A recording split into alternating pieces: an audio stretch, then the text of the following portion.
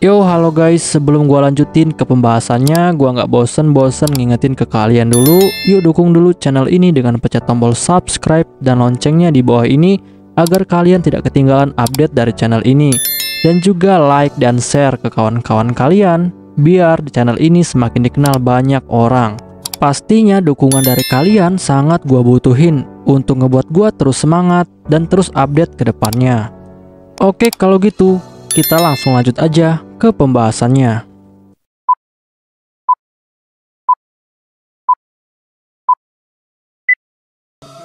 Yo, halo guys, kali ini gue bakal ngebahas light novel Isekai wa Smartphone Totomoni volume ke-6 chapter ke-10. Di chapter ini bakal dibahas tentang misi khusus dari guild petualang. Untuk kalian yang belum nonton chapter sebelumnya, silahkan ditonton terlebih dahulu. Keesokan harinya, hari ini Toya menerima seorang tamu dari guild petualang. Lalu setelah itu, Toya pun langsung duduk di kursi tahtanya. Sedangkan tamu itu, saat ini dia sedang berlutut di hadapan Toya. Lalu Toya langsung meminta tamu itu untuk mengenalkan dirinya terlebih dahulu. Dan tamu itu pun lalu bilang kepada Toya bahwa dia merasa sangat terhormat bisa bertemu dengan Raja Brunhild. Dan dia juga bilang kepada Toya bahwa namanya adalah Relisa Milan, dan dia adalah seorang guild master yang bertanggung jawab atas semua operasi guild secara formal yang ada di seluruh negara. Toya yang mendengar hal itu, dia pun akhirnya mengerti. Dan Toya juga melihat jika Relisa ini adalah seorang wanita yang baru berumur sekitar 20 tahun. Tetapi yang membuat Toya semakin penasaran adalah karena wanita ini memiliki rambut berwarna pirang dan juga panjang. Bahkan telinga wanita itu sangat panjang. Dan itu membuat Toya sangat yakin jika wanita itu adalah seorang elf. Lalu setelah itu, Relisa juga bilang kepada Toya bahwa guild petualang mereka sangat bangga memiliki seorang petualang peringkat perak seperti Toya. Dan yang membuat mereka semakin bangga, ternyata petualang itu adalah seorang raja. Lalu Toya bertanya kepada Relisa, apa tujuannya datang ke sini? Relisa pun lalu menjawab bahwa tujuannya datang ke sini adalah untuk meminta izin kepada Toya agar mereka diizinkan untuk membangun cabang guild petualang di negara Brunhild. Toya yang mendengar itu, dia pun merasa sangat terkejut. Karena menurut Toya, wilayah negaranya saat ini, jumlah monster sudah hampir habis. Karena sebelumnya banyak monster yang sudah dia bunuh. Lalu Toya bertanya kepada Relisa, apa alasan guild petualang ingin membuat cabang di kerajaan Brunhild? Padahal wilayah negaranya saat ini, jumlah monster sangatlah sedikit. Tetapi Relisa lalu bilang kepada Toya bahwa fungsi guild petualang bukan hanya untuk membasmi para monster. Karena sebenarnya banyak pekerjaan lain yang bisa dilakukan oleh para petualang, seperti membantu masyarakat dan juga menjaga semangat persahabatan antar kerajaan. Toya yang mendengar hal itu, dia pun akhirnya mengerti. Karena sebelumnya Toya tidak tahu hal ini. Karena walaupun dia seorang petualang, dia hanya fokus dengan misi untuk membasmi para monster. Dan Toya tidak tahu jika ada misi yang seperti itu. Lalu Toya bilang kepada Relisa bahwa dia akan memberikan izin kepada Relisa untuk membangun cabang guild petualang di kerajaan Brunhild. Dan Toya juga memberitahu Relisa bahwa setelah ini dia bisa menemui salah satu bawahannya, yaitu Naito, untuk menentukan lahan kosong yang akan menjadi letak dari guild petualang. Relisa yang mendengar itu, dia pun menjadi sangat senang. Lalu Relisa bilang kepada Toya bahwa dia masih memiliki satu permintaan lagi. Dan permintaan itu adalah permintaan khusus yang langsung ditunjukkan untuk Toya sebagai seorang petualang peringkat perak. Dan permintaan itu adalah permintaan untuk membunuh monster Bahamut. Kosaka yang berdiri di sebelah Toya, dia pun sangat terkejut mendengar nama monster Bahamut. Sedangkan Toya yang menyadari keterkejutan dari Kosaka, dia pun lalu bertanya kepada Relisa, apa itu monster Bahamut?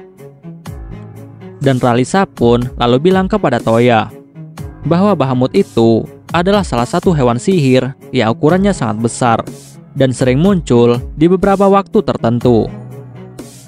Bahkan biasanya Bahamut harus dibunuh saat mereka masih kecil, karena Bahamut bisa tumbuh menjadi monster yang sangat besar dan juga kuat. Tetapi monster Bahamut kali ini, dia hidup di suatu gunung yang jauh dari peradaban manusia, sehingga manusia tidak bisa membunuh mereka. Dan saat itulah dia telah tumbuh menjadi monster besar. Dan saat Bahamut telah menjadi monster besar, mereka pun sering masuk ke wilayah manusia. Bahkan pasukan militer kerajaan sangat sulit untuk menghadapinya, dan banyak sekali korban yang jatuh di pihak manusia. Toya yang mendengar hal itu, dia pun lalu bertanya kepada Ralisa, di manakah monster Bahamut yang harus dia kalahkan. Lalu Ralisa bilang kepada Toya bahwa sebelumnya Bahamut telah muncul di wilayah lautan pohon. Tetapi menurut laporan saksi mata, Bahamut itu telah berpindah dan sedang menuju ke wilayah kerajaan Riley. Tetapi yang sangat dia khawatirkan, bahwa nantinya Bahamut akan merusak setiap desa yang dia lewati yang ada di setiap jalur. Toya yang mendengar hal itu, dia pun lalu berpikir. Toya beranggapan bahwa yang benar, Bahamut pasti akan merusak setiap desa ataupun kota yang dia lewati. Bahkan Toya juga sangat tahu bahwa kerajaan Riley itu berbatasan langsung dengan lautan pohon. Dan di sini juga Toya tidak yakin apakah dia bisa mengalahkan monster Bahamut. Tetapi setelah Toya berpikir, dia pun tidak punya pilihan selain mencobanya. Lalu setelah itu, Toya bertanya kepada Ralisa, apa alasan Ralisa membuat permintaan ini kepadanya, dan apakah ada alasan khusus. Lalu Ralisa bilang kepada Toya bahwa dia sebelumnya telah mendengar sebuah rumor yang telah menyebar ke berbagai negara. Dan rumor itu mengatakan jika kerajaan Brunhild telah memiliki senjata raksasa, dan senjata itu setara ukurannya dengan Bahamut. Bahkan senjata itu terlihat seperti seorang kesatria. Toya yang mendengar hal itu, dia pun akhirnya menyadari jika yang dimaksud oleh Ralisa adalah Framgeir. Dan di sini Toya tidak menyangka jika ternyata informasi tentang Framgeir sudah tersebar dengan sangat cepat. Lalu Toya bertanya kepada Ralisa, apakah permintaan ini adalah permintaan langsung dari kerajaan Riley? Dan Ralisa pun lalu menjawab bahwa ini adalah permintaan resmi dari kerajaan Riley, dan hadiahnya juga akan sangat besar. Toya yang mendengar hal itu, dia pun dengan cepat langsung mengeluarkan smartphone miliknya. Dan setelah itu Toya menampilkan peta menggunakan Seer Mirage agar semua orang dapat melihatnya. Lalu Toya langsung menggunakan Seer pencarian untuk mencari lokasi dari Bahamut. Dan tidak lama setelah itu, posisi dari Bahamut pun langsung ditemukan. Dan ternyata sebenarnya Bahamut menuju ke kota terdekat yang ada di wilayah kerajaan Riley. Dan kota itu adalah kota Them. Dan perlu diketahui, kerajaan Riley adalah sebuah kerajaan yang berbatasan langsung dengan kerajaan Ramis. Dan kerajaan Ramis adalah aliansi dari kerajaan Brunhild. Tetapi Toya lalu bilang kepada Ralisa bahwa dia ingin mengajukan sebuah permintaan tambahan soal hadiah yang akan dia dapatkan. Dan permintaan itu adalah dia ingin kerajaan Riley memberikan izin untuknya menggali 3 tempat yang ada di wilayah kerajaannya. Karena di dalam tanah area tersebut terdapat sebuah batu yang sangat dia butuhkan. Ralisa yang mendengar hal itu, dia pun langsung mengeluarkan sebuah batu dan juga pena. Dan Ralisa langsung menuliskan permintaan dari Toya itu di atas batu itu. Dan tiba-tiba tulisan itu langsung menghilang. Dan Ralisa langsung menjelaskan kepada Toya bahwa batu yang dia gunakan adalah sebuah artefak yang bernama Trace Book. Dan setiap kata yang dituliskan di atas batu itu akan dikirimkan ke Trace Book yang cocok. Dan pesan yang dia tuliskan akan dikirim ke Trace Book milik kerajaan Riley. Dan Ralisa juga bilang kepada Toya bahwa tidak semua orang bisa memilikinya, dan hanya orang-orang penting saja yang boleh menggunakan Trace Book. Toya yang mendengar hal itu, dia pun akhirnya mengerti. Dan Toya juga merasa jika cara itu lebih praktis daripada sebuah surat. Dan sambil menunggu balasan dari kerajaan Riley, Toya pun lalu bertanya kepada Ralisa, monster jenis apa Bahamut itu? Dan Ralisa pun lalu menjelaskan kepada Toya. Ralisa bilang bahwa monster Bahamut adalah seekor monster yang bentuknya mirip kalajengking, tetapi ekornya ada 2. Dan mereka juga disebut dengan sebutan Scorpinas. Dan Bahamut memiliki capit yang sangat tajam seperti pedang, dan juga dia memiliki racun di ekornya. Toya yang mendengar itu, dia pun akhirnya mengerti. Lalu Toya langsung memanggil Naito untuk membahas tentang pembangunan cabang guild petualang. Dan setelah lama berdiskusi, akhirnya telah diputuskan jika guild petualang akan dibangun di sisi barat kota kerajaan Brunhild. Dan juga di sana, Toya akan membangun pos penjagaan karena Toya tidak mau ada petualang mabuk yang akan membuat kekacauan di ibu kota. Lalu tidak lama setelah itu, Ralisa pun akhirnya mendapatkan sebuah balasan dari kerajaan Rile. Dan Ralisa lalu bilang kepada Toya bahwa permintaan dari Toya sudah disetujui. Toya yang mendengar itu, dia pun menjadi sangat senang. Dan dengan cepat Toya pun akhirnya setuju untuk menerima misi ini. Lalu setelah itu, Ralisa pun langsung pergi meninggalkan kerajaan Brunhild. Sedangkan Toya langsung menuju ke Babylon Taman untuk meminta Cheska mengantarkannya menuju ke kota Tem yang ada di kerajaan Rile. Dan setelah itu, Toya langsung menuju ke Babylon Hangar untuk melihat frame gear khusus miliknya yang telah selesai dibuat.